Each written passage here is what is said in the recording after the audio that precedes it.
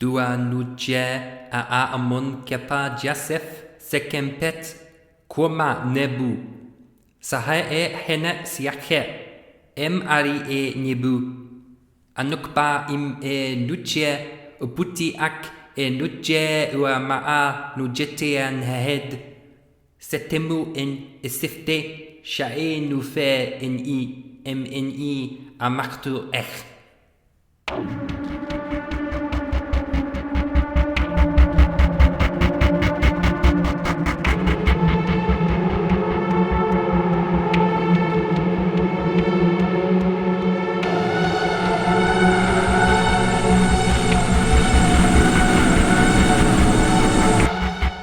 Isaac Hart presents Ghost in the Museum.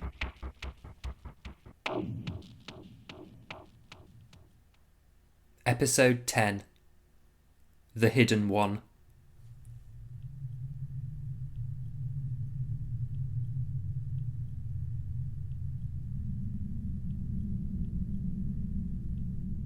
It's remarkable, Dr. West began, with a tone of amused contempt, just how many Egyptian artefacts there are in this country. You could visit the smallest, meanest museum in the most deprived parts of the northwest, and mixed in with all the unimpressive odds and ends from the local history collections, suddenly you'll be confronted by a set of cases, or even a whole room, filled to bursting with scarabs and shabti and sarcophagi. One moment it's all ration cards and war medals, and then bang! 4,000 years of history staring back at you through the glass. Yasmin rolled her eyes. Mike was prone to give this stock ramble to other members of the faculty at these university functions. As the curatorial staff of the Garstang Archaeological Museum consisted of just herself, the good doctor, and Lisa, currently on secondment to the campus at Cairo to take part in a dig at Giza, it was easy for Mike West to monopolise his position as self-appointed ambassador to their colleagues. Yasmin thought it likely that there wasn't a lecturer at the University of Liverpool who hadn't heard his spiel on colonial plunder, which made him sound much more right-on than she knew him to be.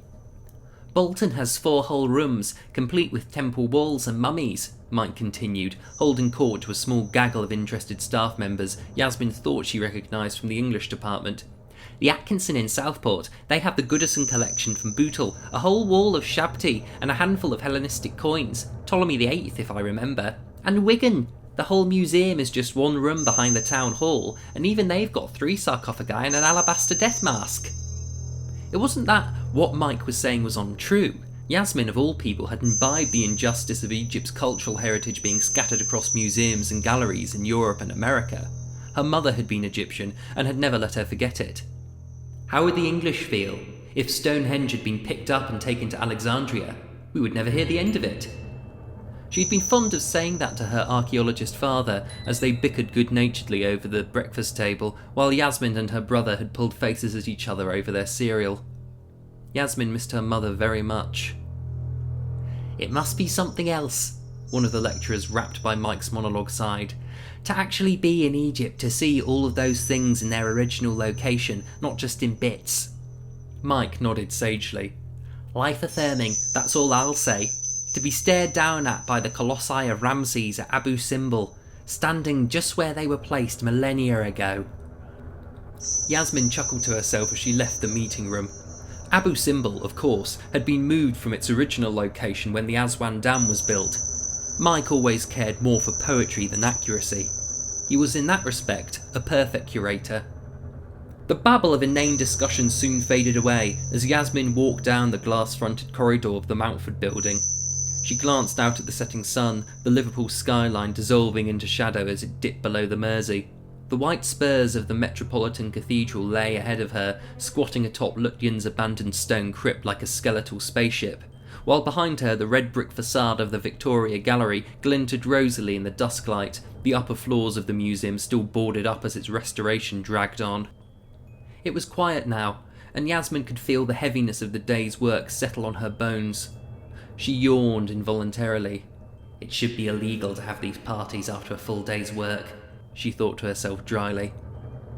The drive through the Mersey Tunnel and the winding path back to her apartment in Birkenhead stretched ahead. Heading down the stairs, She passed out the side door, the slope of Brownlow Hill spilling out the city below her, before she turned into the car park and crossed over to her small blue car. No one else was around, which is just what Yasmin had intended. Yet more inane conversation with staff spilling out from the party as the night cold drew in wasn't to her liking, and if she slipped away now, she might actually have something left of her evening to look forward to. Yasmin opened the door and slid into the driver's seat. It took slightly less than 2 seconds after she realised that she had left the car unlocked, that she felt the cold metal cylinder press into the back of her neck. "Don't scream." A low, quiet voice spoke from behind her. "No one will hear you." Yasmin's mind went blank, every hair on her body standing up as she froze. It felt as if she were levitating ever so slightly off the fabric of the chair, the car wheel seeming to crackle in her hands as the sensation drained away. Her brain galloped and collapsed and stumbled to its feet as it tried in vain to grasp the situation she was in. "Gun. Man with gun. Behind you. Get out. Find a way out. He will kill you." The warning signals were obvious, firing out of her mind like reels of ticker tape. 100 sad and violent crimes flicked past idly on the morning news apps, flew by in a second, and she saw her own face in the headlines.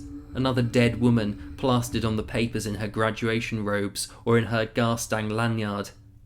How many days until her father and her brother had to see her like that on the news? Her eyes darted to the driver's mirror, even though she knew that it would doom her. How many times had she seen it on TV or read it in the papers, that the moment the woman looked the man in the face, he couldn't let her live, couldn't let her get away. And yet she couldn't resist to look him in the face, to see if her killer was a stranger to her, or an acquaintance she had always thought was odd, yet had never given the time of day to, and they had festered with 1,000 unspoken resentments that had finally exploded into her life. Yasmin could see his silhouette, hidden in the growing shadows of the back of the car. The man was slight, and he seemed to have a narrow, pointed face. Only his eyes were illuminated in the descending glow of the setting sun, now dipping below the thin brown line of the Wirral in the far distance over the water. The eyes flashed orange and yellow and white, and Yasmin could see that they were burnt red from tears. The pupils were dilated, pinpricks of black in the glare of the light. They were desperate, hunted eyes. "Please," she finally whispered, her eyes still fixed on the mirror. "Please, don't." The man didn't speak. His shape was completely still, like one of the statues at the Garstang framed in its case. The gun remained pressed at the back of Yasmin's neck. "Drive," said the man. His voice shook ever so slightly. Yasmin's mind reeled. How many times had she been warned never to let them take you to a second location, away from where people knew you would be? "Please," she repeated. "You don't have to do this. I won't tell anyone." The shape of the man lurched forward, and Yasmin screwed up her eyes as she felt the barrel press harder into the flesh of her neck. She thought of her mother. She wanted to remember her face at the end. "Drive!"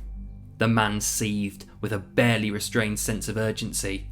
"The Garstang take me there now!"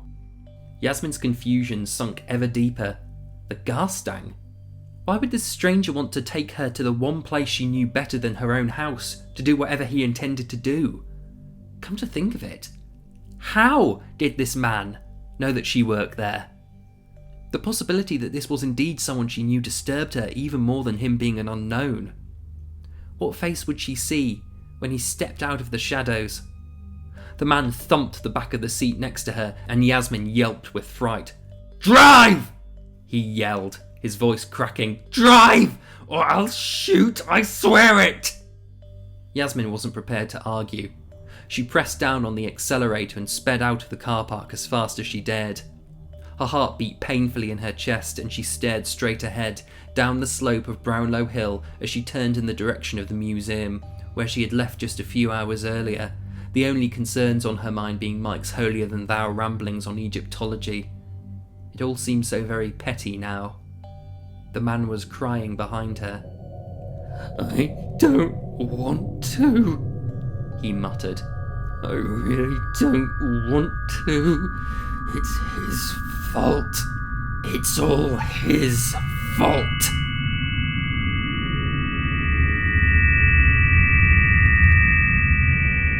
Cambridge Street was dark now, the illumination of a few orange street lamps replacing the clear May afternoon of earlier in the day. The small blue car pulled up to the barrier, the windows frosted up with condensation unseasonable for the time of year. The driver's side window rolled down and a quivering arm reached out to tap a lanyard against the small metal panel. For a brief moment the scene was still, before the red light on the panel dimmed and the green lit up. The barrier cranked open and the car drove through, soon returning the campus to quietude. Yasmin was breathing heavily, eyes still fixed on the front window, hardly daring to turn around or so much as glimpse the man in the back seat. The earlier fears of a swift, brutal slaying had given way to slower, more protracted demises. Someone in the grips of a mental health collapse, untreated and ignored by council authorities, are now lashing out at the world. Some sort of Trojan horse-style robbery of the Garstang, perhaps. She doubted she would be charged as an accessory to a crime if it was that, although she didn't doubt that it would be the end of her career in Egyptology. That thought now pained her above all others. She couldn't bear the thought of being shut out of the field she had given her professional life to, that kept her mother close. The man was, as he had the whole short drive from Mountford Hall to the Garstang, muttering to himself. "You are the Lord of the Silent," the man intoned to himself, eyes still boring into the rearview mirror, hardly blinking. "When I call you in my distress, you come and rescue me." That he had continued in much this manner had made the mere minutes it had taken to travel slowly around the corner drag out into an age. Yasmin still half convinced that her world would come to a shuddering end at any instant. There was something about the words, though, that she thought she recognised, as if she had heard or read them before. She pulled up to the curb outside the Garstang, the white exteriors of the row of Georgian townhouses glowing dully in the orange light. The engine turned off, and a tense silence descended on the car. The man stopped his muttering. "Get out," he whispered, cold barrel pressing hard once again. "Let us in." Yasmin screwed up her eyes in frustration and fear. Some part of her had hoped that this would be her opportunity to shake the tormenting stranger, that she could drop him off and then speed away to get help, to drive back home and sob. No such luck. "They'll see us," she said slowly. "There's a guard. He won't let me back in if he sees you with me." It was untrue, of course. Yasmin was making this up as she went along. The university only opened the museum to the public 2 days a week, so they would hardly invest in a night watchman. Yasmin doubted that the old CCTV camera was even checked regularly. "There isn't a guard," the man said with a certainty that made Yasmin's heart plummet. "Nobody knows that we're here, except you and me." With a sense of resignation, Yasmin stepped out of the car. The man followed simultaneously, the barrel of the gun moving seamlessly from the back of her neck to the small of her back. As quietly as she dared, Yasmin palmed the car keys into the sleeve of her jacket. She doubted there was a woman who hadn't been told to do that in this kind of situation. Her mother had certainly told her. The man didn't pause in his movements, and Yasmin took it to mean that it had slipped his notice. She wondered how it would feel to use the keys in the way she knew she might have to. She and the man crossed the short distance from the car to the large oak wood door of the Garstang. It was the same short walk that Yasmin had made that morning as she had entered the museum for another day's work, the prospect of the staff function looming dismally in the future. What she wouldn't give to be back there now, listening to Mike droning on about the acid erosion on Cleopatra's Needle, or the exact ownership of the Rosetta Stone. The pair stood awkwardly at the front door.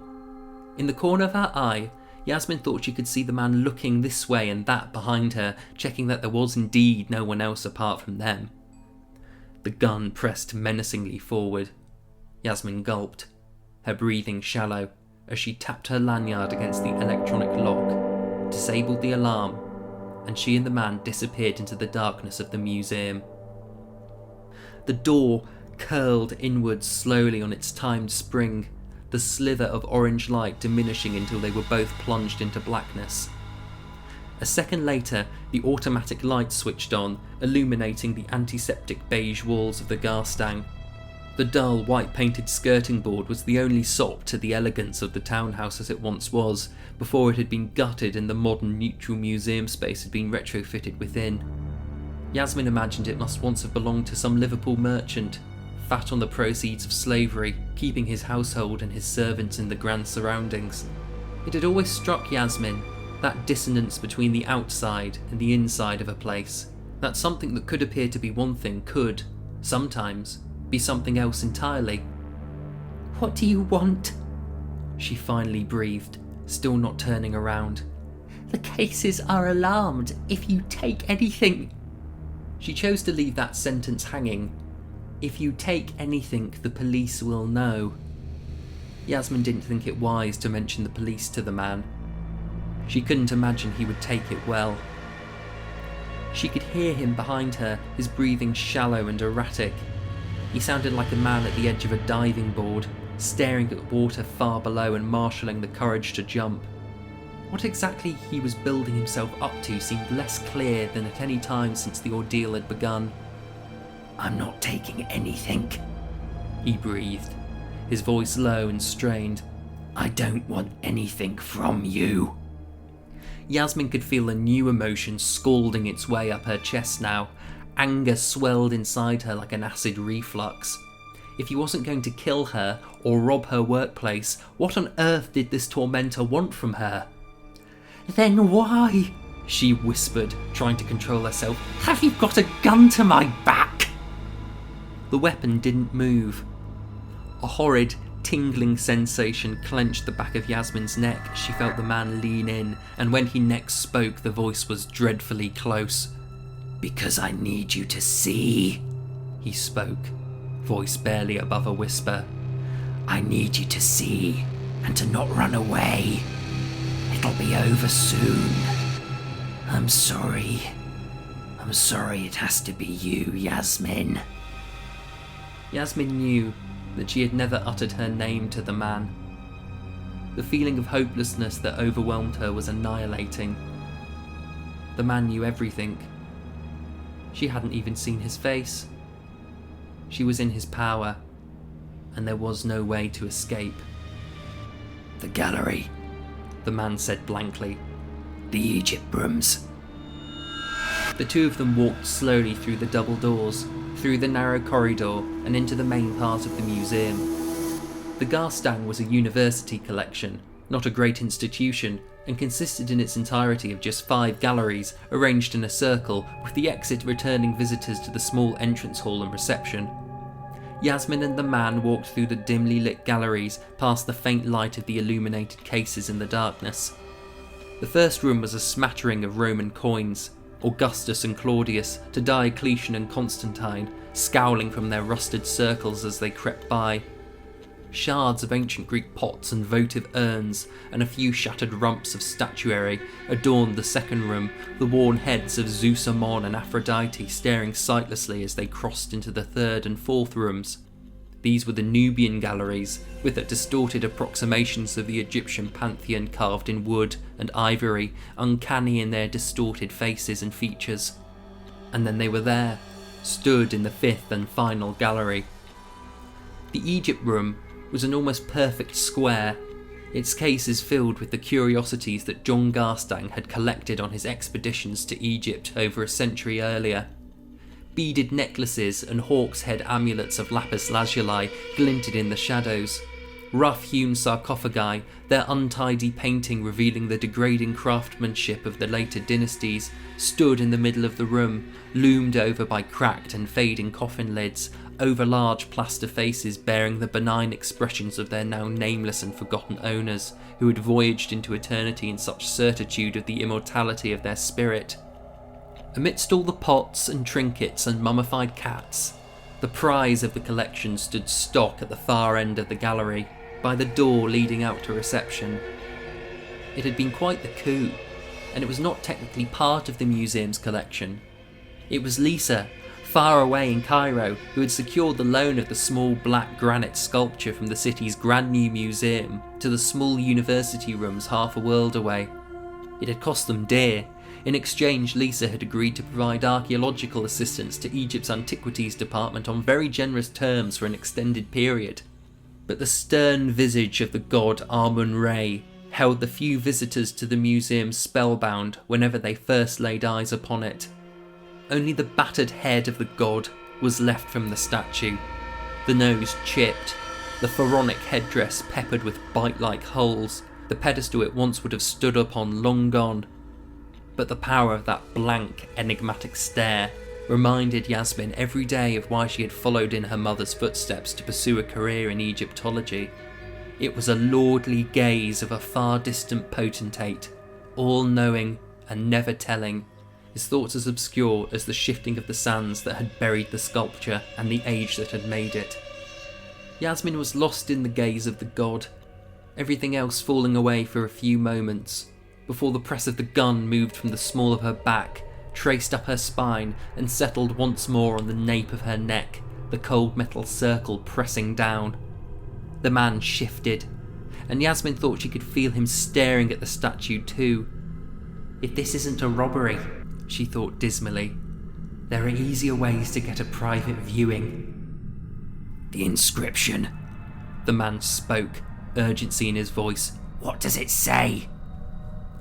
Yasmin wondered for a moment whether she had heard the man correctly. Was that it? Was that all he wanted, after all this terror? What does it say? On the statue? She stuttered back, caught between the banality of the request and the existential threat of the literal gun to her back. The man leaned in, and he sounded angrier than he had since their game had begun. Read it! He spat, irritable and desperate. Yasmin shuddered with a renewed fear. She dared not turn around, and instead gazed ever more intently at the statue. There was a partial inscription near the bottom, a small fragment of the base that remained attached but was broken in a jagged line where the statue had been separated from its base. The hieroglyphs, Yasmin spoke haltingly, trying her hardest to marshal her years of study in less than clement conditions. They're incomplete. The man said nothing at all but jammed the cold metal harder than ever. His breathing was harsh, panicked. Yasmin duly registered that his breath smelt like sawdust, and that if she delayed again the consequences would be dire. She began to read from the statue, as slowly and as measured as she dared. Hail to thee, Amun-Ra, Lord of the thrones of the earth, the oldest existence, ancient of heaven, support of all things, chief of the gods, Lord of truth, maker of all things above and below, the unseen, the invisible, he who is hidden, the great God whose name is unknown. There was nothing particular about the inscription that stood out to her in the decade and a half she had been studying hieroglyphics. Her mother had taught her the basic meanings of a few, the ankh and the eye and the two reeds. Her family had been Coptic Christians, and the language of the Copts, her mother had always been proud to stress, preserved the ghostly outlines of the cadences and pronunciations of the ancient Egyptian language in its words. Yasmin would have recognised Amun-Ra's name even if she hadn't studied the symbols at a postgraduate level. A feather, a chessboard, the jagged line of the Nile, a seated king. It meant something like invisible or the hidden one. It alluded to the ineffable qualities of his divinity, the incomprehensibility of his self-creation from the primordial chaos that the Egyptians had believed existed before the dawn of time. Amun was mysterious, transcendent, omnipresent, the divine cosmic that permeated every aspect of existence without overt manifestation, but was always undeniably there, just out of sight. It took a few moments for Yasmin to realise that the man was crying again. The gun was still at her back, but it was quivering, shaking with the force of the quiet sobs that were racking the unseen figure behind her. It was unnerving to hear the stranger sniffle and gasp for air, despair leaking out of him in a low, piteous moan. "Why?" the man cried. "Why me? What do you want with me?" Yasmin didn't know whether the man was speaking to her, or to some voice within his own head that had compelled him to embark on this deranged endeavour. What do you mean? Yasmin asked tentatively, still facing the inscrutable face of Amun-Ra. I don't want anything from you. There was no reflexive push of the gun in response, only the continued unsteady breaths. Yasmin dared to dream that the ordeal might soon be over, and that she might talk down the man from whatever gripped him. "It's him," the man gasped, and for the first time Yasmin glimpsed a part of him beside the outlines of his eyes, as he lifted his left hand to point at the statue before them both. It was dark and lost to shadows, but the illumination of the case picked out a few scant details. He wore gloves, a long-sleeved anorak in dark blue. No flesh was visible. The fingers seemed a little longer than she had expected. Yasmin wasn't quite sure why that, of all things, was what frightened her the most. The statue! Yasmin started, trying to keep the conversation going, anything to distract the man or to bring him to reason. Is that why we're here? You think it wants something from you? The arm lowered and disappeared once more from view. "He talks to me," the man whispered. "I can hear him. All the time. Ever since that day. He never stops. He never stops. You have to help me. Please make him stop." It was clear to Yasmin now that the man was mentally ill, in the grips of some sort of crisis which had driven him to such drastic actions. Who knows why he had become fixated on the statue, had settled on Yasmin as the target of his delusions. All that mattered now was to keep him talking long enough for him to drop the gun, and then bolt for the fire exit which Yasmin knew opened outwards, and sprint into the night air, screaming as loud as she could for help. Put the gun down, she said calmly. Put it down and I can help you. What happened to you? The gun didn't shift, but the man continued to unspool, the resolute silence and self-control when he had first appeared behind her crumbling away. "You're an expert," the man breathed. "You know about all of this stuff." Yasmin nodded. I'm an Egyptologist. How do you know I worked here? "Looked you up," the hurried response came. "This place. It's nearby. Only place nearby I thought I could go. You're on the website. I waited for you or the doctor." Yasmin screwed up her eyes as she groaned. Of course. The profiles of herself, Lisa and Mike were on the Garstang's website, listed proudly under personnel. She even knew the picture the man would have seen, the three-quarter turn to the camera that made her look like a Guardian journalist. The thought that the man could have just as easily jumped Mike stretched her credulity, though. It was a rare thing for a man to be grabbed off the street, with the impunity that she had. What do you want? Yasmin repeated with greater urgency, her voice rising. She was genuinely puzzled now, as interested in deciphering the unseen man's motivation as she was to engineer her escape from his grasp. The man's breathing was loud and ragged, as if he were trying to control himself and failing. "I'm lonely," he began, voice quiet and unsure. "Don't have anyone. Used to have people, but they're gone, all gone. Can't speak to people Never been able to.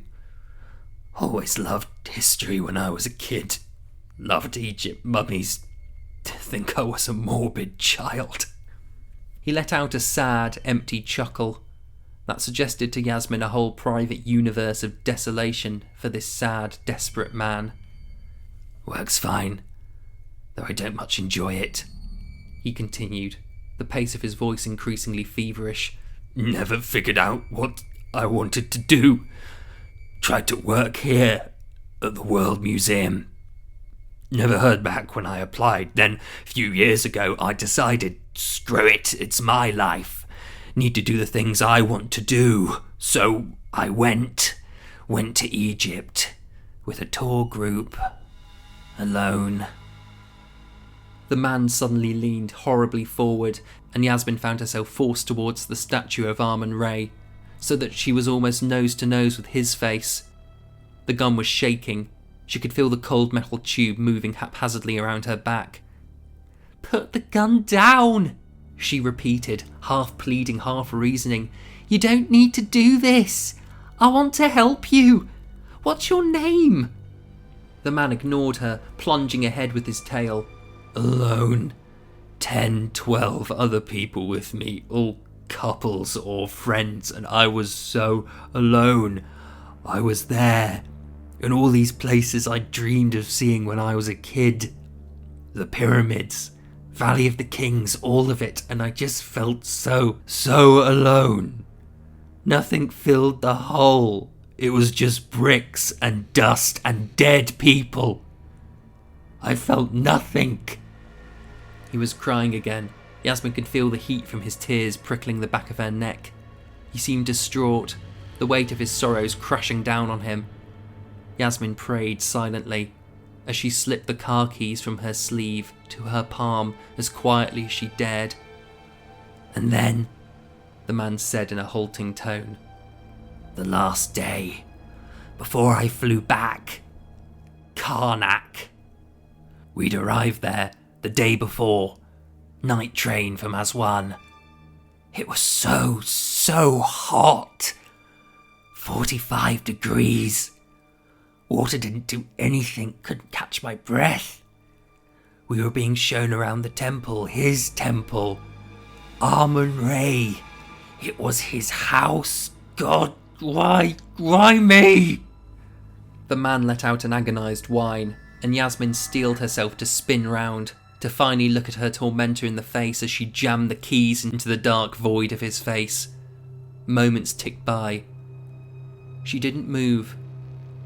What held her back eluded her. "I've been to that temple," she added quietly. She could still picture it in her mind now, the great hyper-style hall of the Sun Temple at Karnak. Colossal statues of Ramses the Great looming magisterially over the sand-covered ruins, walls embossed with hieroglyphic reliefs. It was one of those buildings that bled history. A medieval mosque perched on its upper levels, built into the structure when it was half buried in sand. The walls still bore the fragmenting plasterwork of the Christian church the Romans had turned it into, the faces of the oversized reliefs of the pharaoh smiting his foes defaced as pagan blasphemies. Alexander the Great had a shrine built there to Amun-Ra, his divine father.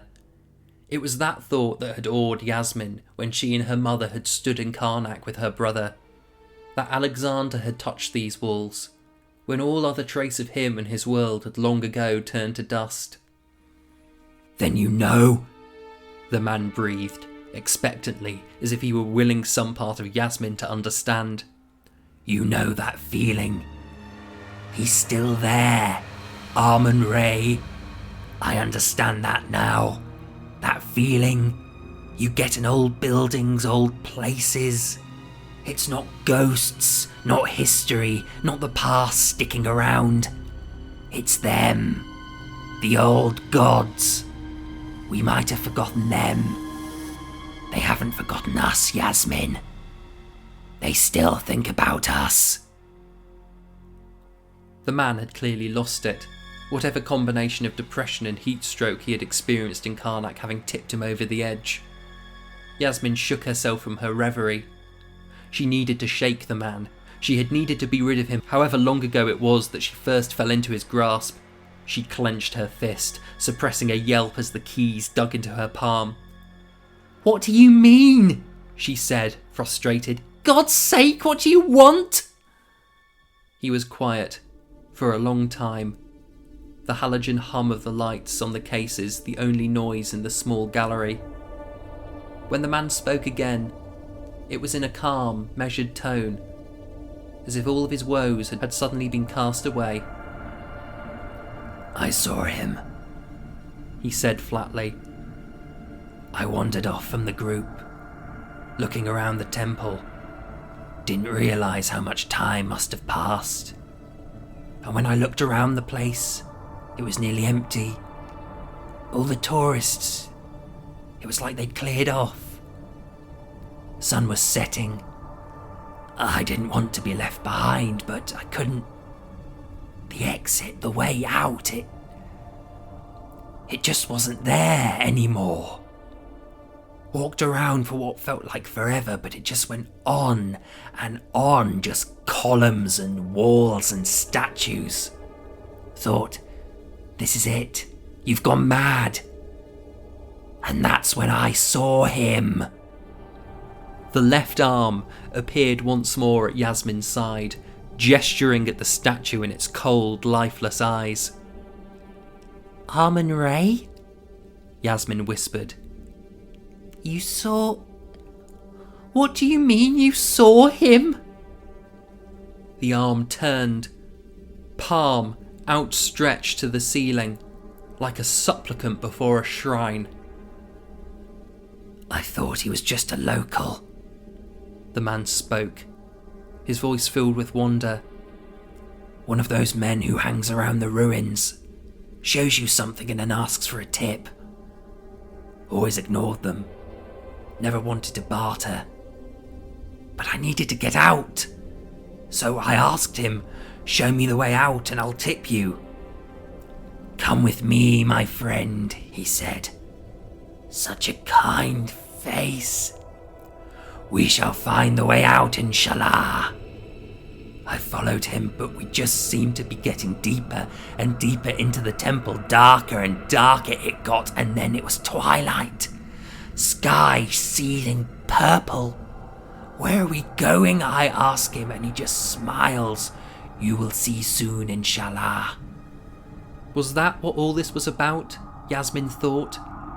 This man had been kidnapped, and now he saw fit to inflict the same experience on her, out of revenge or justice or sheer madness.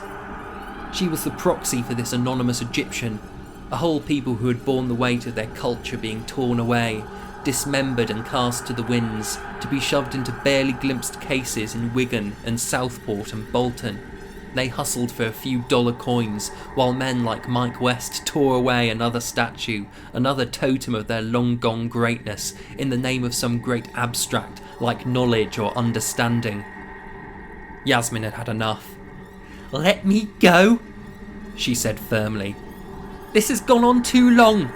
I can only help you if you let me go." The left hand disappeared again, and Yasmin could feel the man rustling for something in his pockets. Her heart stopped. This was it, the killer strike, the second gun or knife or bludgeoning tool she would be dispatched with. It was now or never. "He took me to a room with no ceiling," the man whispered, mania in his voice. "Sand on the floor. It was so dark, still so hot. In the middle of the room there was a pedestal, cracked in half, like something had been there and had been broken away. There were hieroglyphs at the bottom." Yasmin froze. She stared straight ahead at the statue she had been made to face all these long minutes. The fragments of hieroglyphs, cut off mid-sentence. The statue of Amun-Ra. Amun-Ra, the hidden one. The very label on the case saying that it had been found at his temple. His temple at Karnak. "What did they say?" Yasmin breathed. In a single, weightless motion, the man's left hand shot from his jacket, wrapped itself across Yasmin's shoulders and thrust a heavy, dark object into her chest. The force winded her and she gasped, doubling over and dropping to her knees with a shattering crash. The man was wrapped around her, his dark arms twisting around her body, and Yasmin felt the cold circle of metal press against her right temple. "You know how to read the old tongue," the man spoke into her left ear, in a voice that was not the one he had spoken in all this time. "You will read it, inshallah." Yasmin roared, broke her right hand free of the man's grip, and thrust the car keys backwards into the space where the voice had emanated from. All at once she felt his grasp loosen, and she span around, stumbling to her feet, to gaze at her tormentor, to see his face and the wound she had dealt, every muscle in her body screaming to fight him off. She was quite alone in the room. The buzzing of the lights, and her own adrenalised breaths, was all that there was to hear. Yasmin stood there, dumbfounded. She looked this way and that, to the dark corners of the Egypt room. He was gone. The man glimpsed only in shadow. There was no sobbing mass on the floor, no trail of blood leading to the other galleries. Yasmin looked down at her hand, the car keys clutched between her knuckles. The metal of the keys was unblemished. It took her another moment to look past the key, to take in what lay on the floor before her. Laying abandoned next to the case of sarcophagi was a small metal tube that Yasmin knew at once to be what she had felt menacing her back throughout the whole ordeal. There was no gun. There never had been. The Hidden One's threats had been empty, employed only to bring her to this spot, to the feet of Amun-Ra. Yasmin felt sick, hot tears streaming down her face as the enormity of her trauma crashed upon her. She sank to her knees again and let the keys drop from her hand with a clatter. She ran her hands through her dark brown hair and cried. She thought of her mother, and how much she missed her, and her father and her brother, and how much she would give to be stuck back at the hall, listening to Mike drone on about antiquities. Yasmin wiped her tears with her jacket sleeve, and turned slowly around. Laying in front of the statue was the heavy mass that the man had shoved into her chest. She picked it up from the shadow cast by the statue's base into the glow from the case lights. It was only once she had read the inscription upon the shattered section of pedestal she held in her hands that she let out a scream.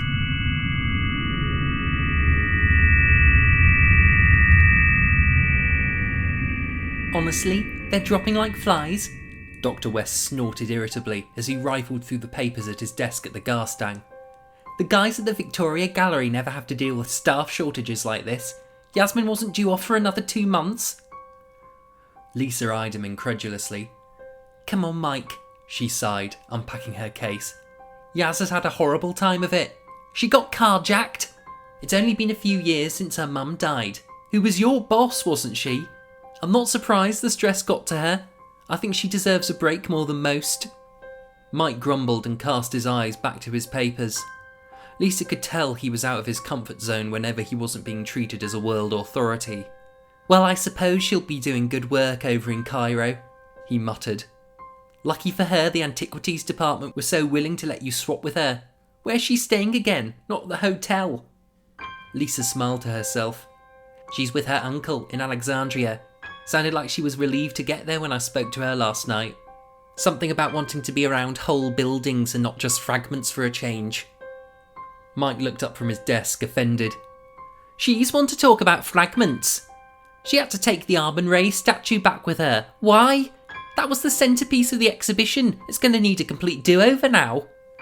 The two of them glanced over to the newspaper article from the Liverpool Echo, pinned to the staff notice board. Ancient Egyptian sculpture restored at university. They were never going to let that one go, Mike, Lisa reasoned. They only loaned it out to us in the first place because it was incomplete. Now it's back together. I hear it's one of the highlights at the Egyptian Museum. Apparently it's unique. No other depictions of Amun-Ra in human form from the 18th dynasty. Mike looked unconvinced. She still hasn't explained how the missing pedestal turned up. Pretty convenient, isn't it? Matches exactly with the break mark on the statue. It's like it was snapped off on purpose. Lisa laughed at that. It probably was, she grinned with a cocked eyebrow. You're the one always going on about Egyptian artefacts in our little museums, Mike. We're a little museum too. No doubt that thing was broken off by some British archaeologist back when Karnak was being excavated in the 19th century. Probably Garstang himself. Now it's back together. We can't really hold on to half a statue. It was pointless to argue against his own much belaboured point. Even Mike knew that. I suppose you're right, he conceded. I am right, Lisa chuckled as she turned towards the door leading to the galleries. She paused for a moment before turning back to face Mike. You did read what the inscription said, didn't you, when Yasmin put it back together in the lab? Mike blushed. I have it here, he muttered, sorting through his papers. I haven't had the chance to read it yet. It was with a troubled expression that Lisa left the office and headed back out into the galleries. Mike looked down with a frown at the scribbled translation Yasmin had left on his desk, attached to the disjointed, rushed note, which had told him that she was going to Egypt and that she did not expect to return to the Garstang any time soon. Hail to thee, Amun-Ra, Lord of the thrones of the earth, the oldest existence, ancient of heaven, support of all things, chief of the gods, Lord of truth, maker of all things above and below, the unseen, the invisible, he who is hidden, the great God whose name is unknown. If his house should be defiled, or broken into, or despoiled, and if any of his likenesses be taken from his house, may Amun-Ra, the hidden one, send unto the earth his revenants, that they may find friendly ears, that they might test them to find their hearts full of ma'at, to restore what is broken, and render back to his house what has been taken from him.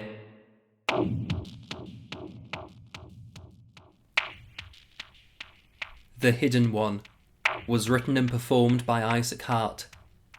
The music was by Kevin MacLeod. The script editor was Jennifer Rhiann Bartley. Ghost in the Museum will return with a new original story on the 24th of June. Thank you for listening. May we meet again.